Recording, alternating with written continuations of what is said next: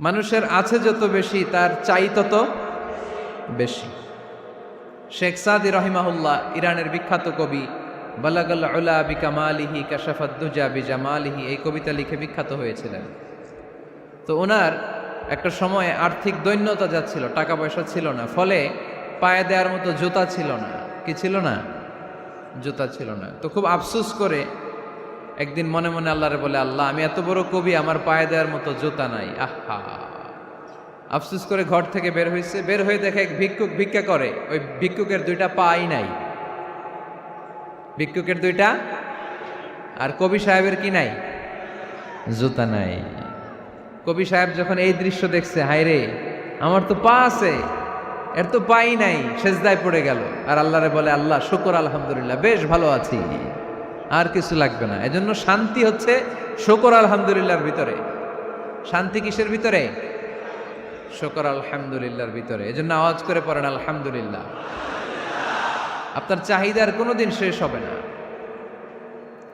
দেখবেন যার পা নাই, সে পা দেখে আফসোস করে, ইস লোকটা হেঁটে যায়, কি সুন্দর যায়, আমি তো হাঁটতে পারি না, যদি হাঁটতে পারতাম, যদি দুইটা পা থাকতো। যার পা আছে সে সাইকেলওয়ালাদেরকে দেখে আফসোস করে, ইস আমার যদি একটা সাইকেল থাকতো তাহলে তার হাঁটা লাগতো না, সাইকেল দিয়ে বাজারে যেতাম। যার সাইকেল আছে সে আবার হুন্ডাওয়ালাদেরকে দেখে আফসোস করে, ইস একটা হুন্ডা যদি থাকতো তাহলে তো ভোঁ ভোঁ করা যাইতো না। হুন্ডাওয়ালারও আফসোস আছে প্রাইভেট কারওয়ালাদের দেখে, তারা আফসোস করে, ইস আমার যদি একটা কার থাকতো তাহলে তো কার চালাইতে পারতাম। যাদের প্রাইভেট কার এদেরও আফসোস আছে, ইস আমার যদি একটা হেলিকপ্টার যদি থাকতো তাহলে তো উড়াল মারতে পারতাম, ঠিক কিনা? হেলিকপ্টারওয়ালাদেরও আফসোস আছে, আমার যদি একটা জেট প্লেন থাকতো, jet plane, private jet plane, prince Walid bin তালালের মতো 70% মেড অফ গোল্ড, তার একটা জেট প্লেন আছে, এটার 70% স্বর্ণ দিয়ে বানানো।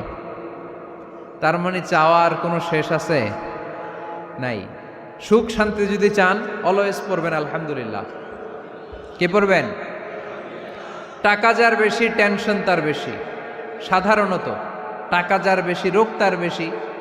টাকা যার বেশি, শান্তি তার কম। আপনি খোঁজ নিয়ে দেখেন, হাজার